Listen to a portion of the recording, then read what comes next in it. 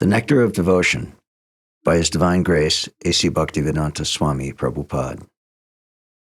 Chapter 37. Impetuses for Krishna's Service. The causeless mercy of Krishna, the dust of his lotus feet, his prasadam, and association with his devotees, are some impetuses toward a devotee's engagement in transcendental loving service to the Lord. Krishna exhibited his causeless mercy when he was present at the departure of grandfather Bhishma. During the battle of Kurukshetra, Bhishmadev, the grandfather of Arjuna, was lying on a bed of arrows before departing from this mortal world.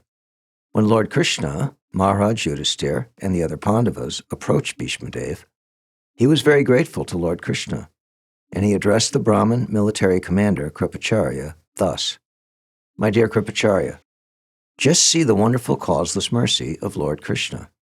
I am most unfortunate. I have no qualifications. I was opposing Krishna's most intimate friend, Arjuna. I even tried to kill him. I have so many disqualifications, and yet the Lord is still so kind that he has come to see me at the last point of my life. He is worshipable by all great sages, but still he is so merciful that he has come to see an abominable person like me." Sometimes the vibration of Lord Krishna's flute, his bugling, his smiling, his footmarks on the ground, the transcendental fragrance of his body, and the appearance of a new cloud in the sky also become impetuses for ecstatic love of him. In the Vidagdha Madhava there is the following statement: "When Krishna was playing on his flute, Baladev very anxiously declared, 'Just see how, after hearing the transcendental sound of Krishna's flute, Indra, the king of heaven, is crying in his heavenly kingdom. And from his teardrops falling on the ground, Vrindavan appears to have become a celestial residence for the demigods.'"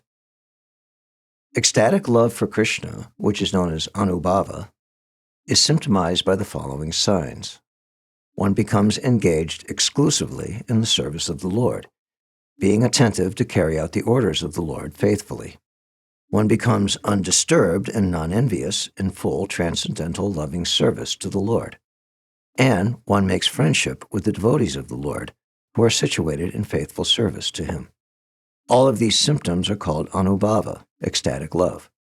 The first symptom of anubhava, or engagement in a particular type of service, is exemplified by Daruka, a servant of Krishna who used to fan Krishna with a chamara, a bunch of hair.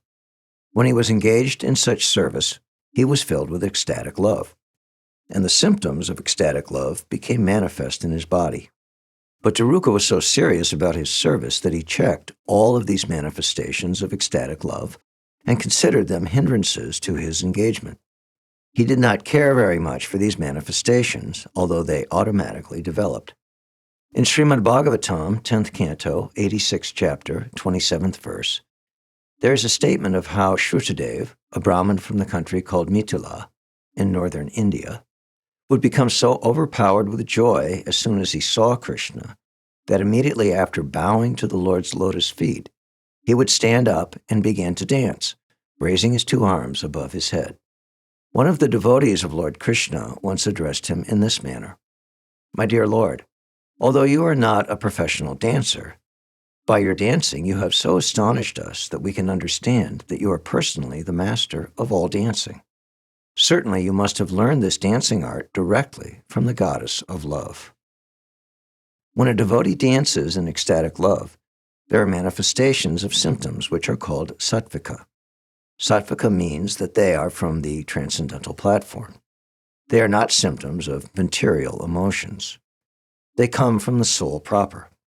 In Srimad Bhagavatam, 10th Canto, 85th Chapter, 30th Verse, Shukadeva Goswami tells Maharaj Parikshit that after surrendering everything unto the lotus feet of Vamanadev, Bali Maharaj immediately caught hold of the lotus feet of the Lord and pressed them to his heart. Being overwhelmed with joy, he manifested all the symptoms of ecstatic love, with tears in his eyes and a faltering voice.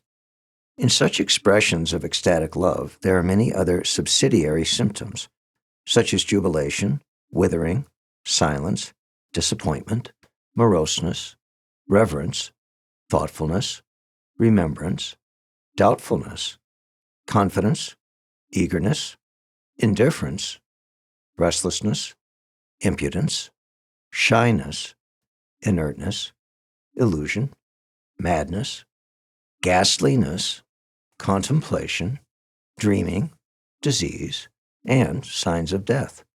When a devotee meets Krishna, there are symptoms of jubilation, pride, and perseverance. And when he is feeling great separation from Krishna, the symptoms of ghastliness, disease, and the signs of death become prominent. It is stated in the first canto of Srimad Bhagavatam, 11th chapter, 4th verse, that when Lord Kṛṣṇa returned from the battlefield of Kurukshetra to his home at Dwarka, all the residents of Dwarka began to talk with him, as a child talks lovingly to his father after the father's return from foreign countries. This is an example of jubilation. When Bahulashva, the king of Mithila, saw Krishna at his palace, he decided to offer his respects by bowing down before him at least 100 times. But he was so overcome by feelings of love that, after bowing down only once, he forgot his position and could not rise up again. In the Skanda Purana, a devotee tells Lord Kṛṣṇa, "My dear Lord, as the sun evaporates all the water on the ground by its scorching heat, so my mental state has dried away the luster of my face and body due to separation from you." This is an example of withering in ecstatic love. An expression of disappointment was made by Indra, the king of heaven. When he saw the sun god, Indra told him, "My dear sun god, your sunshine is very glorious because it reaches unto the lotus feet of Lord Kṛṣṇa, the master of the Yadu dynasty. I have thousands of eyes, but they have proved to be useless because not even for a moment are they able to see the lotus feet of the Lord." Reverential devotion for the Lord gradually increases and transforms itself into ecstatic love, then affection, and then attachment.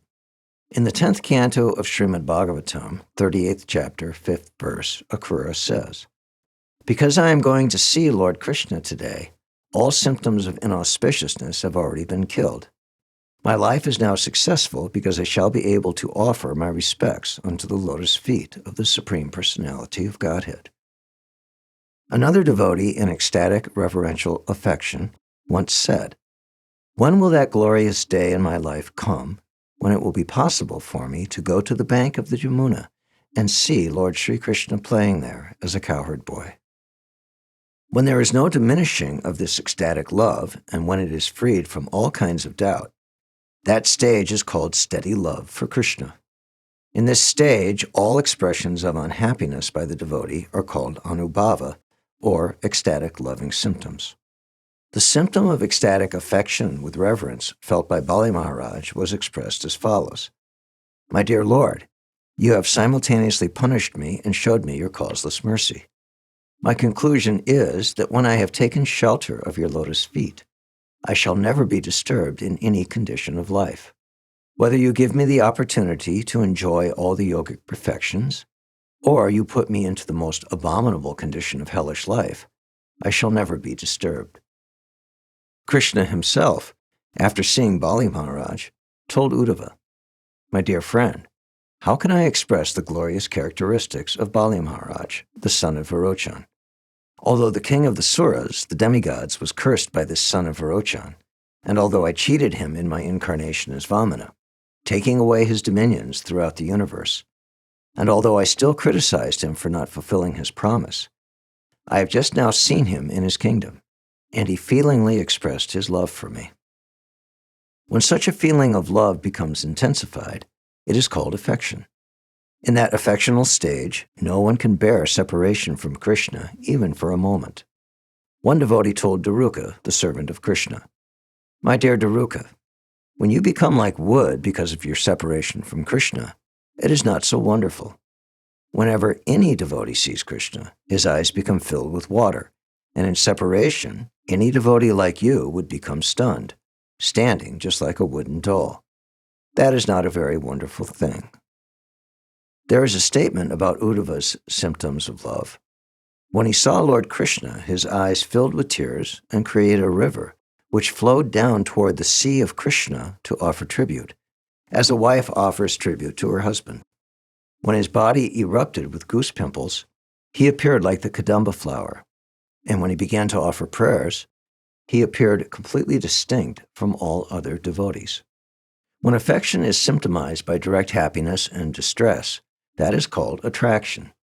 In such an attracted state of ecstatic love, one can face all kinds of disadvantages calmly.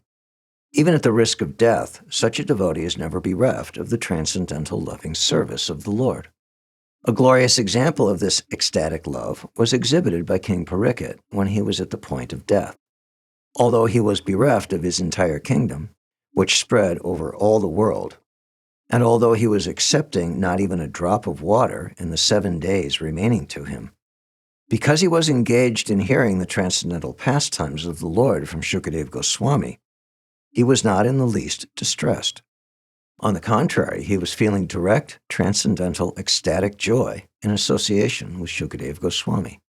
One devotee has confidently expressed this opinion: if a drop of Lord Krishna's mercy can be bestowed upon me, then I shall feel completely carefree, even in the midst of a fire or an ocean. But if I become bereft of his causeless mercy, then even if I become the king of Dwarka, I would simply be an object for pinpricks. Devotees such as Maharaj Parikshit and Uddhava are all situated in ecstatic attraction on the basis of affection, and in that state of affection, a feeling of friendship becomes manifest. When Uddhava was freed from all material contamination, he saw the Lord, and his throat became choked up, and he could not speak. By the movements of his eyebrows alone, he was embracing the Lord. Such ecstatic love has been divided by great scholars into 2 groups: addition and subtraction. If a devotee is not directly associated with the Lord, it is called subtraction. In this state of love, one is constantly fixed with his mind at the lotus feet of the Lord. A devotee in this state becomes very eager to learn of the transcendental qualities of the Lord. The most important business of such a devotee is attaining the association of the Lord.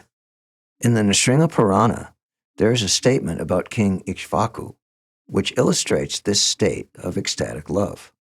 Because of his great affection for Krishna, King Ikshvaku became greatly attached to the black cloud, the black deer, the deer's black eyes, and to the lotus flower, which is always compared to the eyes of the Lord.